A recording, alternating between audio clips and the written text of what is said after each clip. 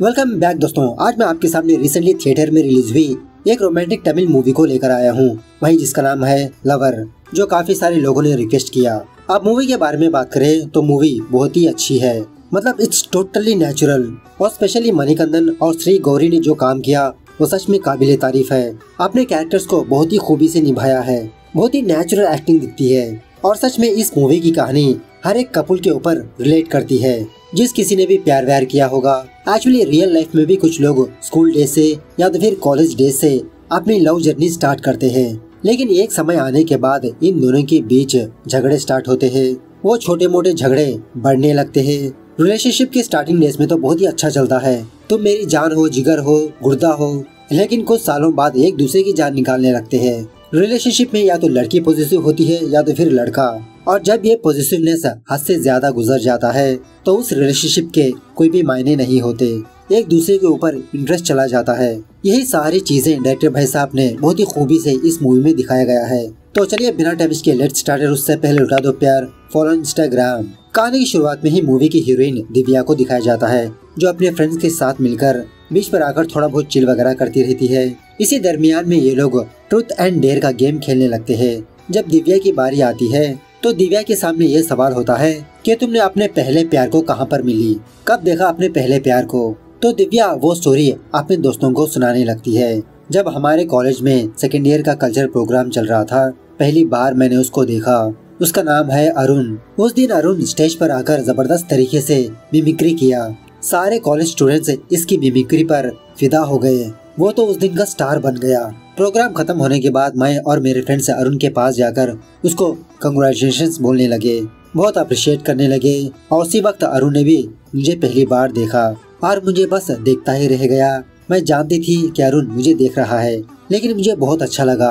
उसके बाद बहुत दिनों तक हम दोनों एक दूसरे को कॉलेज कैंपस में एक दूसरे को देखकर दूर से ही हाय हेलो बोलने लगे। धीरे धीरे अरुण के फ्रेंड्स और मेरे फ्रेंड्स के बीच फ्रेंडशिप बढ़ने लगी, और पता नहीं कैसे हम दोनों के नंबर से एक दूसरे को एक्सचेंज करके रात भर दिन भर बात किया करते थे।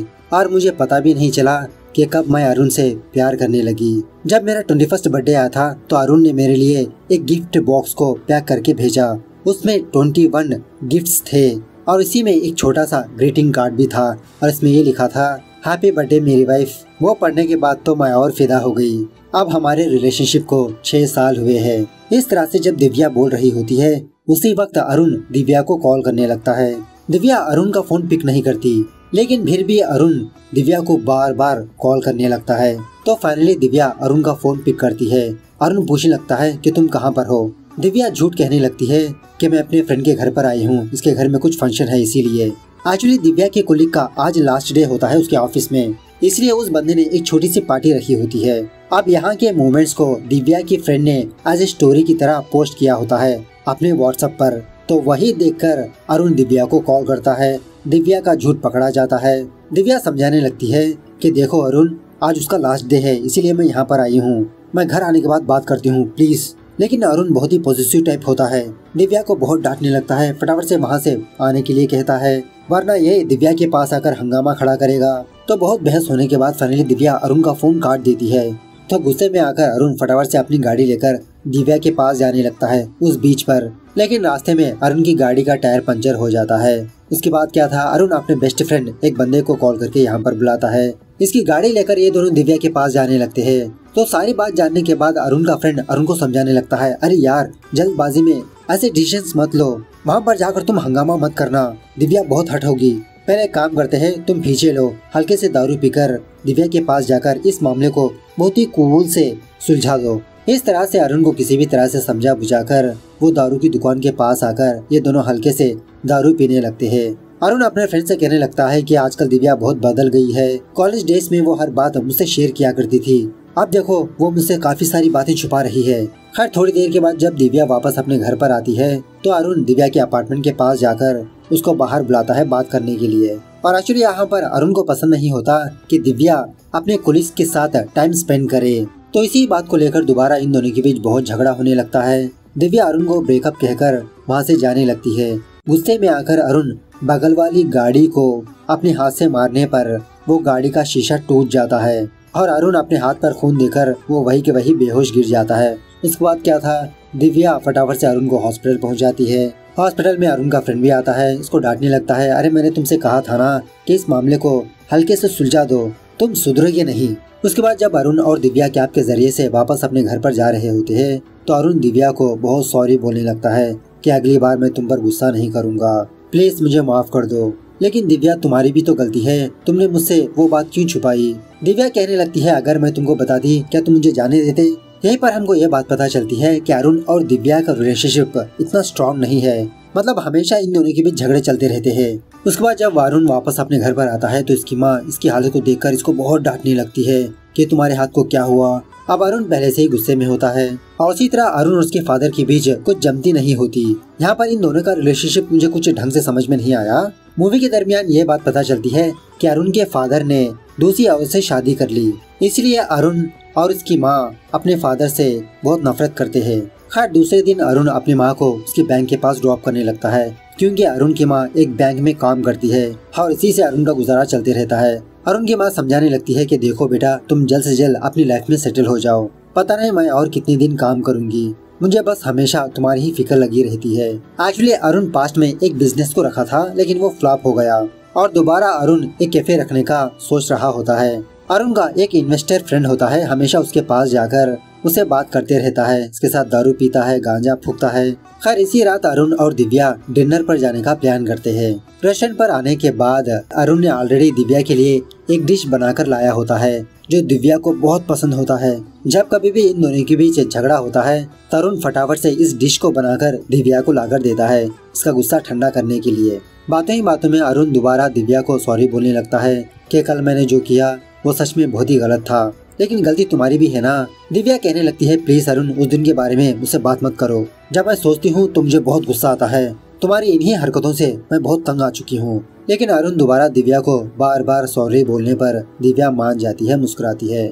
उसके बाद अरुण और दिव्या अपने फ्रेंड के रूम पर जाते हैं। जब ये दोनों इस रूम में मुलाकात करते रहते हैं और इसी तरह दिव्या अरुण की दाढ़ी खुजाते हुए अपनी कॉलेज डेज के बारे में याद करते रहते हैं कि कॉलेज डेज में ये दोनों कैसे कैसे कांड किया, कहाँ कहाँ पर किस किया। अब इसी बातों में थोड़ा रोमांटिक होकर ये दोनों कांड वांड भी करने लगते हैं। खैर दूसरे दिन जब दिव्या वापस अपने ऑफिस पर आती है तो दिव्या की एक फ्रेंड होती है, जान लेती है कि अरुण और दिव्या का दोबारा पैचअप हो गया। दिव्या को डांटने लगती है कि तुम सुधरोगी नहीं, वो तुम्हारे लिए सही नहीं है दिव्या। खैर तभी दिव्या के ऑफिस को मदन नाम का एक बंदा आया होता है और दिव्या की दूसरी फ्रेंड मदन को देखकर पहचान लेती है। एक्चुअली मदन एक ब्लॉगर होता है, ट्रैवल ब्लॉगर। तो दिव्या के ऑफिस पर कुछ काम से आया होता है, मतलब समथिंग लाइक प्रोजेक्ट वगैरह। कुछ दिन इसी ऑफिस में काम करेगा।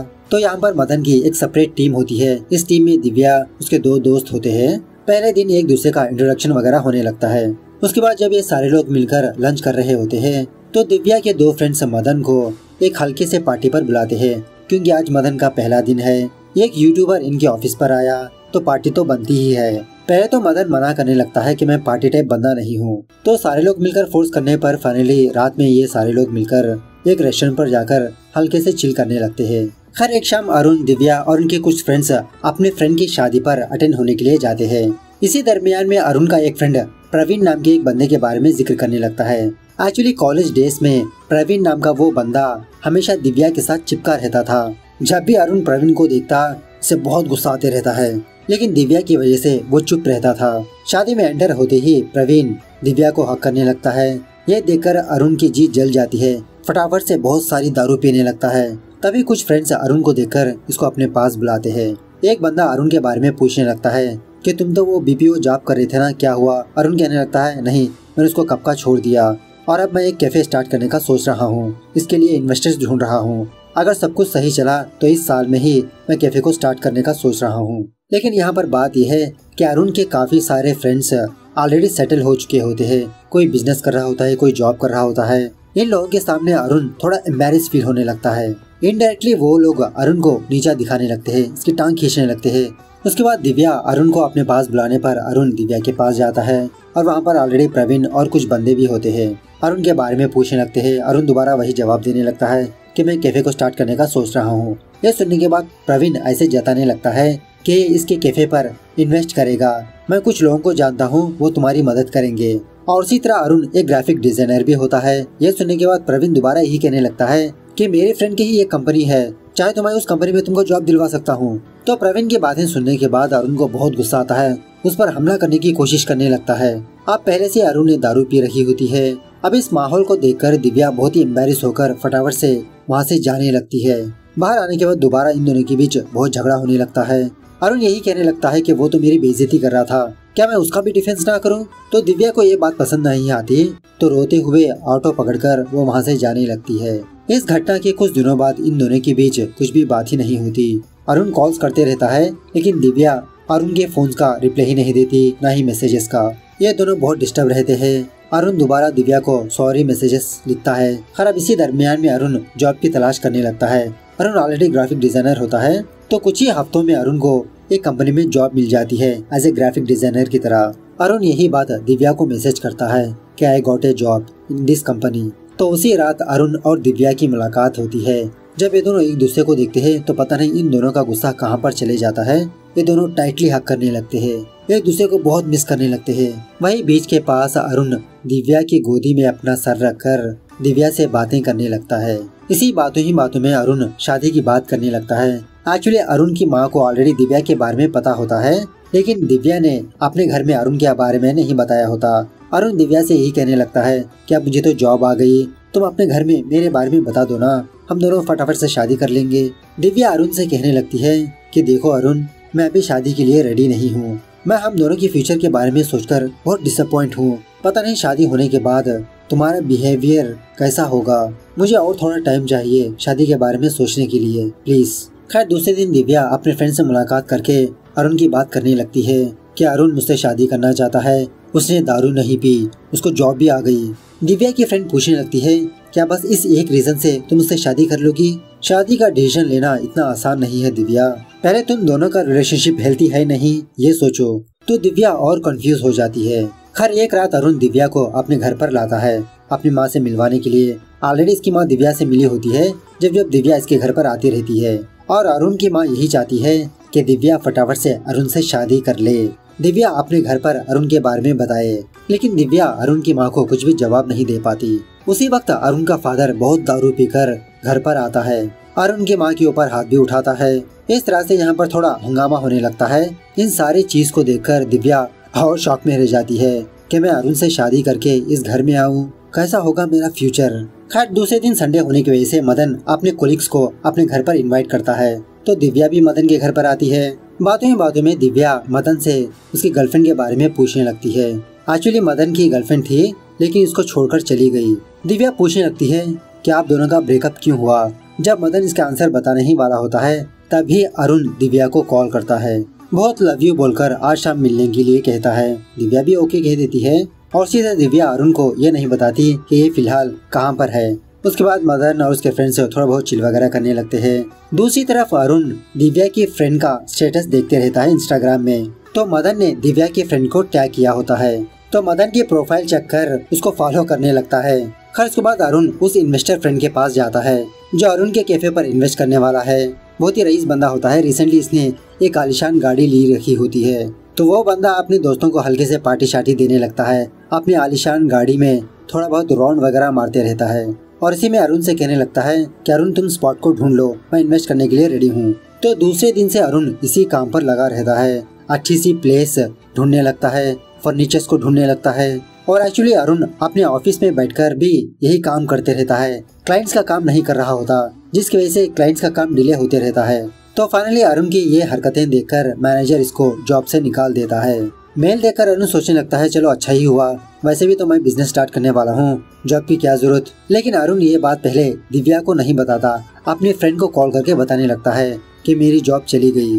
खैर दूसरी रात अरुण अपने इन्वेस्टर फ्रेंड के पास जाकर इसी कैफे के बारे में बताने लगता है कि मैंने सब कुछ रेडी कर लिया है भाई, बस स्टार्टिंग अमाउंट पे कर दे तो अच्छा होगा स्पॉट के लिए। लेकिन वो बंदा अरुण को पैसे देने से मना करने लगता है, बहाना बनाने लगता है कि इसकी किसी रिलेटिव को ऑपरेशन की जरूरत थी, वहाँ पर पैसे दे दिया, नेक्स्ट ईयर को प्लान करेंगे। अरुण बहुत गुस्सा होने लगता है, अरे भाई ये तुम क्या बता रहे हो, मैंने तुम्हारे भरोसे पर अपनी जॉब छोड़ दी।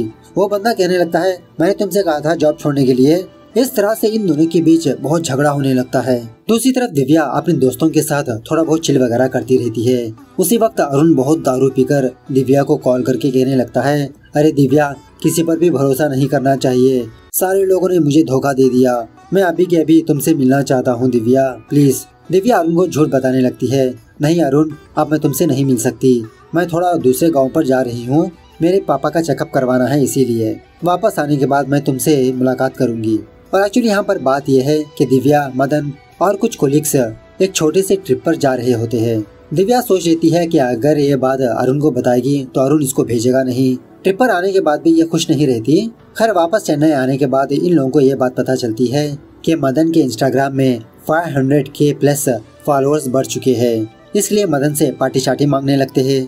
दिव्या थोड़ा मायूस होने की वजह से पार्टी पर शामिल होने से मना कर देती है, लेकिन दोबारा ये सोचने लगती है कि इसकी वजह से इन लोगों का एंजॉयमेंट क्यों स्पॉइल करे। तो दिव्या अपने अपार्टमेंट में ही पार्टी करने का प्लान करती है। इस तरह से ये सारे लोग मिलकर दिव्या के अपार्टमेंट के पास जाने लगते हैं। अब इसी दरमियान में मदन को किसी बंदे से काम होता है, कुछ गांजा वांजा लेने का होता है। और शॉकिंग बात यह है कि वो गांजा देने वाला बंदा और कोई नहीं, अरुण का बेस्ट फ्रेंड होता है। अब उस वक्त अरुण भी अपने दोस्त के साथ होता है, तो तभी दिव्या की फ्रेंड अरुण को पीछे से देखकर पहचान लेती है, अरे वो तो अरुण जैसा लग रहा है ना। तो ये देखने के बाद दिव्या तो शॉक में रह जाती है। फटाफट से अरुण को कॉल करके पूछने लगती है कि तुम कहाँ पर हो। अरुण झूठ बताने लगता है कि मैं ऑफिस में हूँ। एक्चुअली दिव्या को सच नहीं बताया होता कि इसने अपनी जॉब खो दी। यह सुनने के बाद दिव्या गुस्से में आकर अपना फोन को काट देती है। उसके बाद मदन अपने चेहरे पर मास्क पहनकर अरुण के फ्रेंड के पास जाकर कुछ गांजा वांजा लेता है। थोड़ी देर के बाद अरुण और उसका फ्रेंड चाय पीने के लिए किसी जगह पर आते हैं। तो अरुण का फ्रेंड यही सोचने लगता है कि मैंने उस बंदे को कहीं पर देखा है, पहचान लेता है, अरे ये तो व्लॉगर है। इस तरह से अरुण का फ्रेंड मदन का इंस्टाग्राम ओपन करके अरुण को दिखाने लगता है कि यह बंदा हमारे पास आया। तो इंस्टाग्राम वीडियोस में अरुण दिव्या को देखकर शॉक में रह जाता है। मतलब कुछ दिनों पहले मदन और उसके कोलिग्स ट्रिप पर गए थे ना, तो उसके बाद क्या था, अरुण बहुत गुस्से में आकर उसी वक्त दिव्या के पास जाने लगता है, उसके घर के पास। घर के पास पहुंचने पर ये दोनों एक दूसरे को गुस्से भरी निगाहों से देखने लगते हैं, क्योंकि अरुण दिव्या से गुस्सा होता है और उसी तरह दिव्या अरुण से। इन दोनों ने कुछ सच्चाइयों को छुपाया, तो हल्के से बात करने के लिए ये दोनों टेरेस के ऊपर आते हैं। यहाँ पर जबरदस्त तरीके से झगड़ा होने लगता है इन दोनों के बीच। दिव्या तो कह देती है कि अब मुझसे नहीं हो पाएगा, हम दोनों के बीच वर्कआउट नहीं होगा, अरुण प्लीज तुम यहाँ से चले जाओ। तो इसी बातों ही बातों में अरुण दिव्या को एक बहुत बड़ी गाली दे देता है, राजी कहकर, आप समझ जाओ। तो गाली सुनने के बाद दिव्या अपने दोस्तों के पास आकर बहुत फूट फूट के रोने लगती है। थोड़ी देर के बाद जब अरुण को रियलाइज होकर वो दिव्या के पास आने लगता है, तो दिव्या का कोलिग सोहेल अरुण को समझाने की कोशिश करने लगता है कि ब्रो तुम दिव्या को बाद में बात कर लेना। अरुण वहाँ पर बहुत हंगामा खड़ा करता है कि नहीं, मुझे अभी के अभी दिव्या से मिलना है, उससे बात करना है, उसे बाहर भेजो। तभी अरुण का फ्रेंड इसके पास आकर इसको यहाँ से ले जाता है। सो दूसरे दिन से इन दोनों के बीच बातें कट हो जाती है। अरुण दिव्या को दोबारा सॉरी बोलने लगता है, मैसेजेस करने लगता है। सुबह होने के बाद अरुण को एक शॉकिंग बात पता चलती है कि अरुण की माँ मर गई नींद की गोलियां खाकर। फटाफट से अरुण अपनी माँ को हॉस्पिटल पहुँचाता है, तो अरुण की माँ मरी नहीं होती, बस बेहोश हुई होती है। अरुण की माँ को होश आने के बाद अरुण अपनी माँ के पास जाकर यही बात पूछने लगता है कि माँ तुमने ऐसा क्यों किया, क्या तुमने मेरे बारे में नहीं सोचा। अरुण की माँ कहने लगती है कि बेटा मैं बहुत ही मुश्किल से 12 लाख रुपए जमा किया था, हम दोनों एक अच्छे से घर में रहे उस घर को छोड़कर, लेकिन पता नहीं कब उस पियक्कड़ ने मेरे सारे पैसे चुरा लिया, दूसरी बंदी पर लुटा दिया।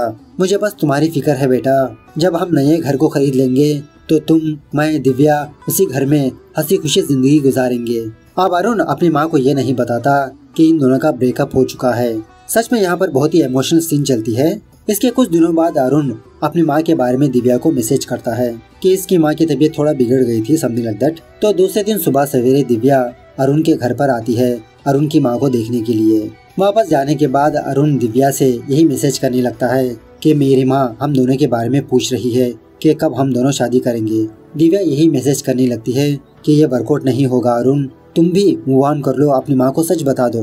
तो अपनी लाइफ में फेल्यूर और दिव्या जाने के बाद अरुण और टूट के बिखर जाता है, फुल नशे में धुत रहता है। खैर अब इसी दरमियान में एक दिन दिव्या का बर्थडे आता है, तो अरुण दिव्या को वॉइस मैसेज सेंड करता है, विश करने लगता है और ये भी कहने लगता है कि 6 सालों से हम दोनों तुम्हारा बर्थडे को सेलिब्रेट कर रहे थे, लेकिन इस बर्थडे पर मैं तुम्हारे साथ नहीं रहूंगा। तो दिव्या थैंक यू कहकर मैसेज सेंड करने वाली होती है, लेकिन सेंड नहीं करती। अरुण अपना फोन हाथ में पकड़कर दिव्या का ही रिप्लाई का इंतजार करते रहता है। थोड़ी देर के बाद दिव्या खुद अरुण को कॉल करके उसे थैंक यू बोलने लगती है। इसके माँ के हालचाल के बारे में पूछने लगती है और इसी तरह आज इसके कोलिग्स ने इसके घर में पार्टी रखी है तो अरुण को भी इनवाइट करती है। पहले तो अरुण जाने से मना करने लगता है लेकिन दिव्या अरुण को कंपल्सरी इनवाइट करती है। तो शाम होने के बाद जब अरुण दिव्या के घर पर जाता है तो मदन दरवाजा ओपन करता है। खैर अरुण ने दिव्या के लिए अपने हाथों से बनाई हुई पेंटिंग को गिफ्ट करता है और थोड़ी देर के बाद अरुण और दिव्या दोबारा टेरेस के ऊपर जाते हैं एक दूसरे से बात करने के लिए। अरुण दोबारा दिव्या से बहुत सॉरी बोलने लगता है। दिव्या बार बार यही कहने लगती है, नहीं अरुण, अब हम दोनों के बीच वर्कआउट नहीं होगा, मैं तुमको संभाल नहीं पा रही हूँ। अरुण दिव्या से रोते हुए कहने लगता है कि प्लीज दिव्या, अब मुझे एक चांस दो, मैं तुमको शिकायत करने का मौका नहीं दूंगा, प्लीज मुझे माफ कर दो। इस तरह से यहाँ पर इन दोनों के बीच बहुत बहस होने लगती है। अरुण दिव्या को मनाने की कोशिश करने लगता है, उसे हक करने लगता है। तभी थोड़ी देर के बाद दिव्या की फ्रेंड दिव्या के नीचे बुलाने पर दिव्या नीचे आकर केक काटती है और इसी तरह इन लोगों ने एक छोटे से ट्रिप को प्लान किया होता है क्योंकि दिव्या का बर्थडे है, वीकेंड भी है। पहले तो दिव्या मना करने लगती है, नहीं मैं ट्रिप पर नहीं आ सकती, लेकिन मदन और उसके दोस्त दिव्या को फोर्स करने लगते हैं। अरे दिव्या, हम लोगों ने पहले से ही प्लान किया था ना। अब इसी बातों में मदन अरुण को भी इनवाइट करता है ट्रिप पर। अब इस ग्रुप में दो लड़के होते हैं, मदन और सोहेल, के सोच रहता है कि इसी ट्रिप के दौरान मैं दिव्या को मना लूंगा, तो ये भी इन लोगों के साथ ट्रिप पर जाने के लिए राजी हो जाता है। जर्नी के दौरान अरुण दिव्या के करीब जाने की कोशिश करने लगता है, जैसा ये पहले दिव्या के साथ बिहेव करता था, उसके बगल में बैठना, उसका हाथ पकड़ना, उसे हक करना, उसके कंधे पर अपना सर रखकर सोना, लेकिन दिव्या इससे दूर ही रहती है। खैर उसके बाद जब ये लोग अपने रिसोर्ट पर पहुंचते हैं तो अरुण ऐसा प्लान करता है कि अरुण और दिव्या एक रूम में रहे, लेकिन बेचारे अरुण का प्लान फ्लॉप हो जाता है। दिव्या अपने फ्रेंड्स के साथ रहती है, अरुण के साथ मदन रहता है और सच में this scene is very funny. खैर उसी रात मदन किसी से फोन में चैट करते रहता है तो अरुण को शक होने लगता है। फटाफट से अपना फोन लेकर दिव्या का व्हाट्सएप चेक करने लगता है तो उस वक्त दिव्या ऑनलाइन में रहती है। समझ लेता है कि इसी से चैट कर रही है। सुबह होने के बाद ये सारे लोग मिलकर बीच के पास जाते हैं चिल वगैरह करने के लिए। अब मदन तो एक ब्लॉगर है, वो अपनी ब्लॉगिंग करते रहता है अपने ऑडियंस के लिए। अब ये बात अरुण को पसंद नहीं आती। मदन को बुलाकर कहने लगता है कि ब्रो फटाफट से उस वीडियो को डिलीट करो, देखा नहीं तुमने वो लड़कियां कैसे कपड़े पहना है, और ये वीडियो काफी सारे लड़के देखेंगे गंदी नजरों से। मदन कहने लगता है, अरे ब्रो ये मेरा काम है ब्लॉगिंग करना, और जो कोई भी गंदी नजर से देखता है तो देखने दो, हर एक नियत का फर्क है। इस तरह से अरुण मदन से बहुत झगड़ा करने लगता है, उसका फोन छीनने की कोशिश करने लगता है। ये देखकर दिव्या फटाफट से यहाँ पर आकर अरुण को डांटने लगती है कि इस वीडियो से मुझे कोई प्रॉब्लम नहीं है तो तुम्हें क्यों हो रही है, मैं इन कपड़ों में बहुत कंफर्टेबल हूँ, स्टॉप इट अरुण। खैर उसी रात अरुण और सोहेल बहुत दारू पीते हुए एक दूसरे में बात करने लगते हैं। अब यहाँ पर सोहेल की भी एक गर्लफ्रेंड होती है। अरुण पूछने लगता है, अरे ब्रो तुमने अपनी गर्लफ्रेंड को इतना फ्रीडम दिया, क्या वो सही है? सोहेल कहने लगता है, अरे ब्रो मैं कौन होता हूँ उसको फ्रीडम देने वाला, उसकी फ्रीडम उसकी, मेरी फ्रीडम मेरी। और वैसे भी ब्रो सच बताऊं, तुमने उस दिन दिव्या के साथ जो किया वो बहुत ही बुरा किया, ऐसा नहीं करना चाहिए। हाँ मैं मानता हूँ लड़के बहुत ही पॉजिटिव होते हैं, लेकिन तुम तो बहुत अग्रेसिव भी हो। अरुण कहने लगता है, अरे यार मदन देखो हर हमेशा लड़कियों से चिपका रहता है। सोहेल कहने लगता है, अरे चिल ब्रो, मदन को इन सब में इंटरेस्ट नहीं है। इस तरह से अरुण को समझाने की कोशिश करने लगता है, लेकिन ये तो उल्टी खोपड़ी का है, कहाँ बात समझ में आएगी।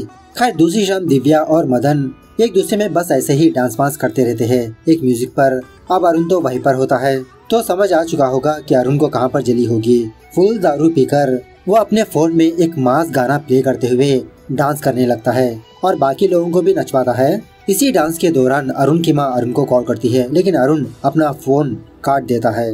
उसके बाद अरुण दिव्या के लिए एक केक मंगवाता है, क्योंकि अरुण ने दिव्या का बर्थडे तो नहीं मनाया, इसीलिए बिलेटेड बर्थडे मनाने लगता है। दिव्या को केक काटने के लिए कहता है, घुटनों पे गिरकर बहुत सॉरी बोलने लगता है कि दिव्या प्लीज मुझे एक और चांस दो, मुझे माफ कर दो। अरुण का यह तमाशा दिव्या को बिल्कुल भी पसंद नहीं आता, वो गुस्से से वहाँ से जाने लगती है।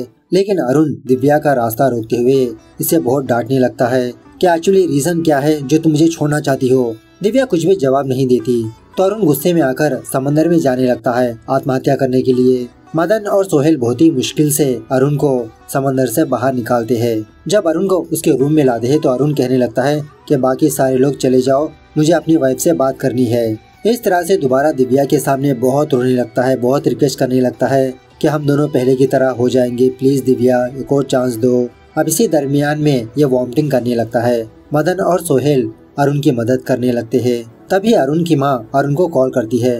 अब दिव्या तो वही रूम में होने की वजह से दिव्या अरुण के फोन को पिक करती है। दिव्या की आवाज सुनने के बाद अरुण की माँ कहने लगती है, ओह अच्छा अरुण तुम्हारे साथ है, चलो बेटा अच्छा हुआ, मुझे अब तसल्ली मिली। सुबह से वो मेरा फोन पिक ही नहीं कर रहा, मैं तो टेंशन में आ गई। अब तुम्हें ही उसकी देखरेख करनी है बेटा। तो दिव्या रोते हुए अरुण की माँ को सच बताने लगती है कि आंटी अब हम दोनों एक साथ नहीं रहते, हम दोनों जुदा हो चुके हैं, प्लीज आंटी आप समझिए, मुझसे नहीं हो पाएगा। इस तरह से दिव्या अपना फोन काट देती है। अरुण की माँ को कुछ भी समझ में नहीं आता।